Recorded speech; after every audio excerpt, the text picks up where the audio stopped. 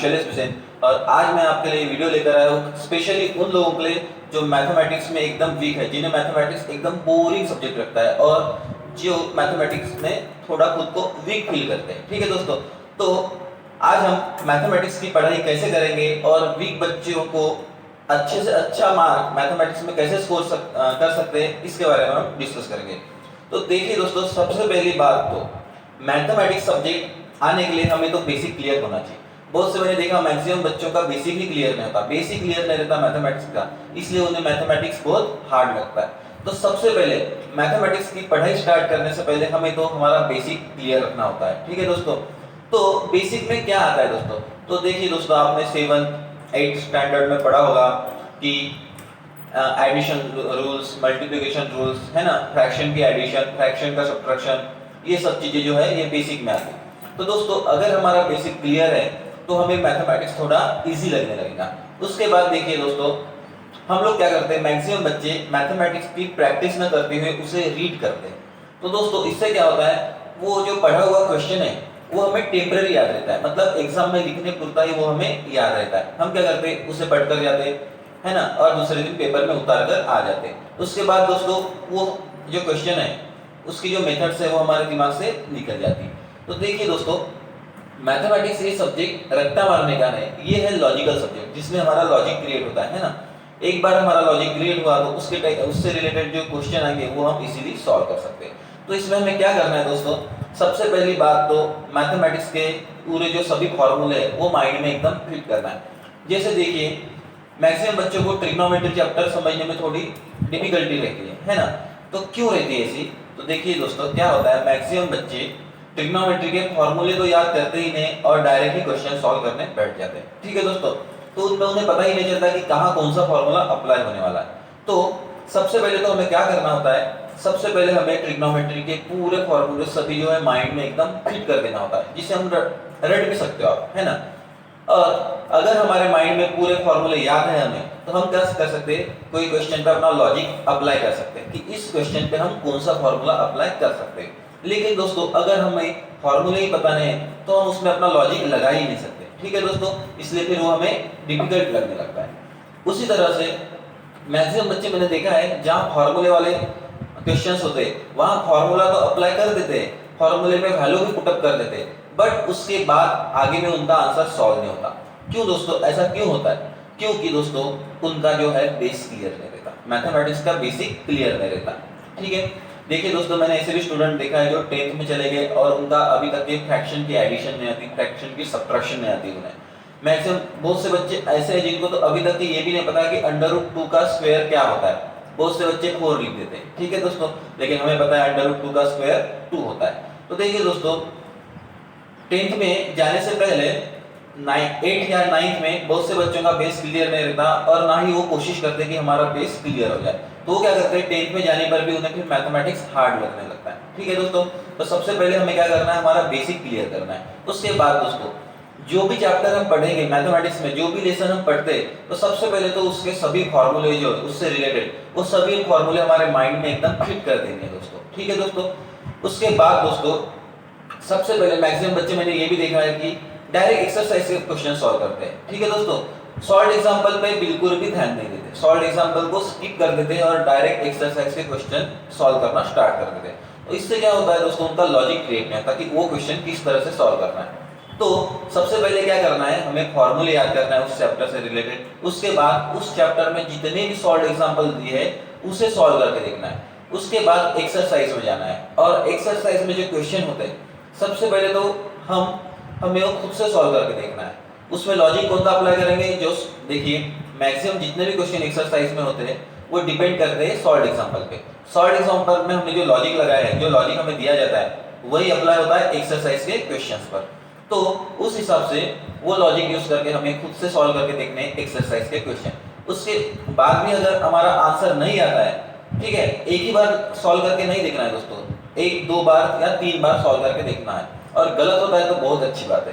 देखो दोस्तों, मैक्सिमम लोग बोलेंगे आपका आंसर करेक्ट आना चाहिए, लेकिन मैं कहूंगा कि आपका आंसर रॉन्ग आना चाहिए। देखिए दोस्तों, जब आपका आंसर जितने बार रॉन्ग आएगा उतना आपका लॉजिक ज्यादा क्रिएट होता जाएगा, मतलब आप उस पर फॉर्मूला अप्लाई करने की कोशिश करोगे, उसमें दिमाग लगाओगे, दिमाग को जोर दोगे, उसको दूसरे तरीके से सॉल्व करने की कोशिश करोगे।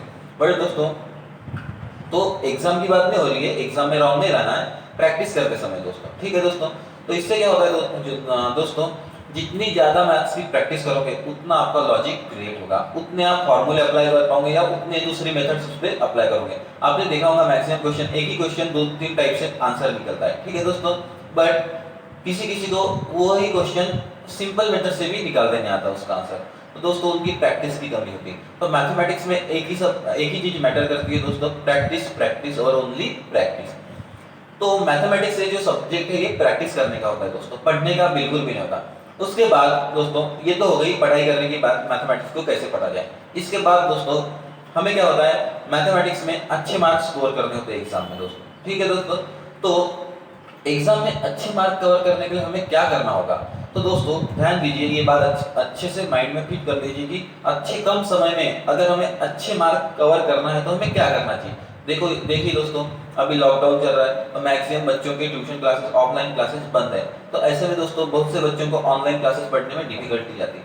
तो ऐसे स्टूडेंट ने क्या करना चाहिए जिन्हें कम समय में, और देखिए दोस्तों समय भी कम रह गया है ना, बट एक अच्छी बात है स्टूडेंट्स लोगों के लिए कि गवर्नमेंट ने 30% सिलेबस रिड्यूस कर दिया है, तो ये हमारा प्लस पॉइंट है। उसके बावजूद भी हमें मैथमेटिक्स में क्या पढ़ना है, तो देखिए दोस्तों लास्ट 5 इयर्स या 10 इयर्स छोड़ दो, लास्ट 5 इयर्स में जो क्वेश्चंस आए हैं सबसे पहले तो उन्हीं क्वेश्चन की पढ़ाई करना, मतलब सबसे पहले क्या करना है, लास्ट 5 ईयर के पेपर में रेफर करना है, ठीक है दोस्तों।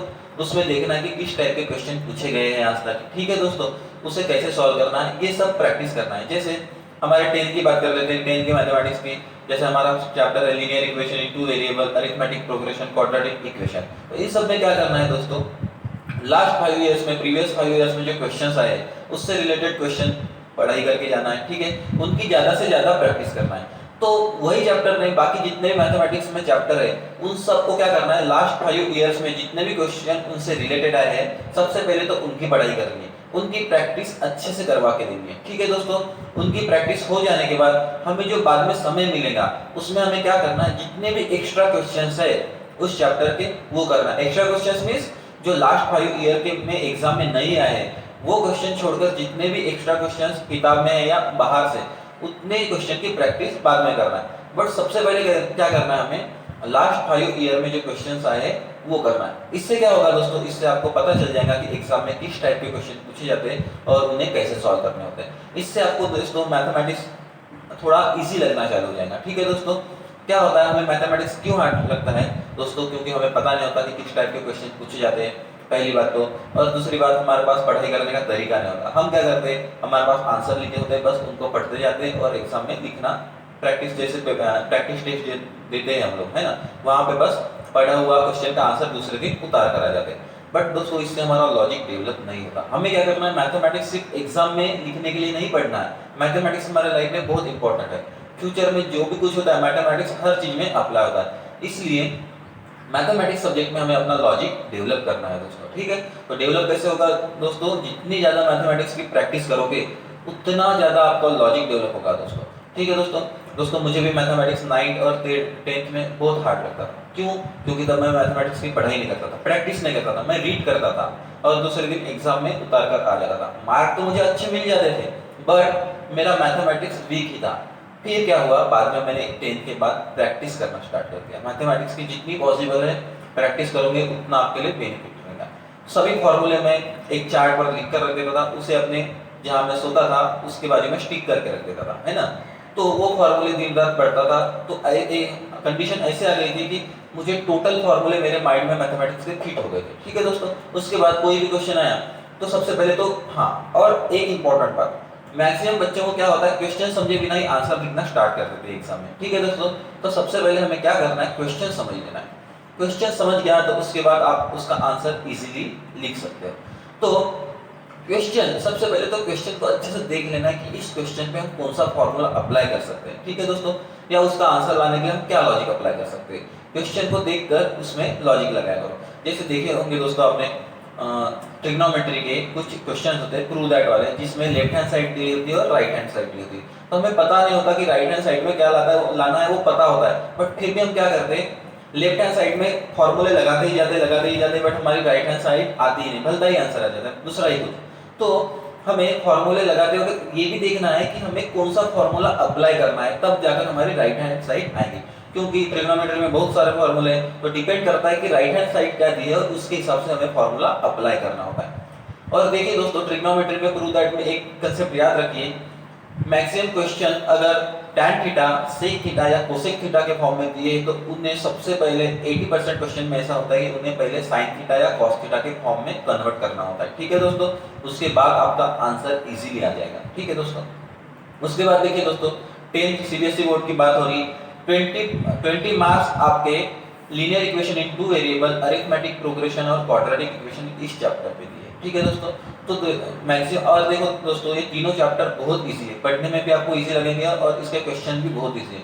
तो दोस्तों जिसे अलजेब्रा कहते हैं ना दोस्तों, तो इसमें आप इजीली मार्क कवर कर सकते हो। उसके बाद देखिए दोस्तों, ट्रिग्नोमेट्री चैप्टर पे शायद 12 मार्क दिए है ना, तो देखिए दोस्तों ट्रिग्नोमेट्री चैप्टर बहुत बच्चों का हार्ड लगता है, तो मैंने बताया हार्ड कब इजी कब लगेगा हमें, जब हमें उसके फॉर्मूले टोटली याद होंगे तब, और हम उसकी जितनी ज़्यादा प्रैक्टिस करेंगे उतना ज़्यादा हमारा लॉजिक क्रिएट होगा और हम क्वेश्चन को इजीली सॉल्व कर पाएंगे। ठीक है दोस्तों, तो दोस्तों ट्रिग्नोमेट्री 12 मार्क का क्वेश्चन है तो उसको भी अच्छे से कर लीजिए। उसके बाद मैंने बताया जो वीक स्टूडेंट है मैथमेटिक्स में, उन्होंने तो आज से 1 मंथ या 15 डेज अपना बेस क्लियर करने में दे दीजिए। ठीक है, बेस क्लियर मतलब वही फ्रैक्शन का एडिशन, फ्रैक्शन का सबट्रैक्शन, डिवीजन, मल्टीप्लिकेशन, √2 का स्क्वायर, इस टाइप के जो होते हैं, -2 का स्क्वायर क्या होता है, ये सब बहुत से बच्चों को 10th में जाने पर भी क्लियर नहीं होते। तो सबसे पहले तो हमारा बेस क्लियर करना है हम लोगों को, उसके बाद लेसन स्टार्ट कर दी, क्योंकि आपको भी पता है कि लेसन्स में फॉर्मूले दिए होते हैं, फॉर्मूले तो किसी को भी अप्लाई करते आते हैं, फॉर्मूले में वैल्यू पुटअप भी करते आती है हम लोगों को, बट उसके बाद जो फाइनल आंसर निकालना होता है उसमें